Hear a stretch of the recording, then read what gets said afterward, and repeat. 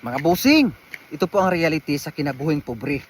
Dito po sa amin sa probinsya ay kailangan ho talaga magbanat ng buto bago ka makakakain.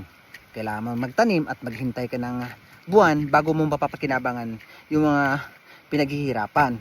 Ito po mga bossing, kamuting kahoy po yung dala ko. Ito lang po yung takbuhan namin dito pag gusto namin kumain ng sinaing. Pinakamabilis na proseso, saing lang talaga, papalatan mo lang, hugasan at yun na, isaing na doon sa may apoy.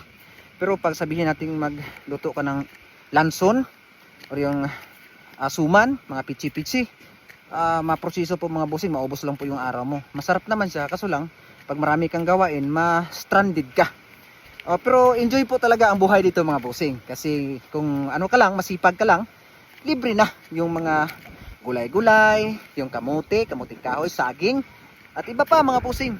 Maraming pwedeng benepisyo dito. Sipag at tiyaga lang talaga yung kailangan, at mag-isip ka rin araw-araw kung paano ka makaka-extra. Okay? So mga boss, ito po ang itsura ng probinsya namin dito. Peaceful.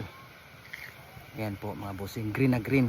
Kasi tag-ulan pa ngayon, oras ngayon ng taniman ho talaga. At ako naman po ay araw-araw ho talaga ako nagtatanim.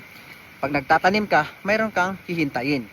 Lalo na pag tag-ulan mga bossing, kasi kunting tapon-tapon mo lang sa mga bagay-bagay na kung ano yung gusto mong itanim, kamuting kahoy, kamote, kahit tapon mo lang yan. Lalo na pag bagyo, ayun, mabubuhay po yan. Pero pag tag-init, possible po yan na masayang lang. Ngayon mga bossing, kami rito, walang tutulog-tulog.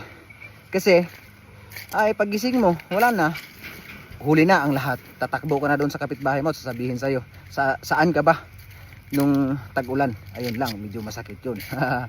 Pero mga boss, ito po talaga yung realidad dito sa amin, probinsya ng Negros Oriental. Aray, ano yun? Nasangit pa akong sako. Uy. Ano pa? Hindi man kunin mo pagpapulion. Ay, nasangit yung ko. Balanghoy. Okay mga bossing, maraming salamat.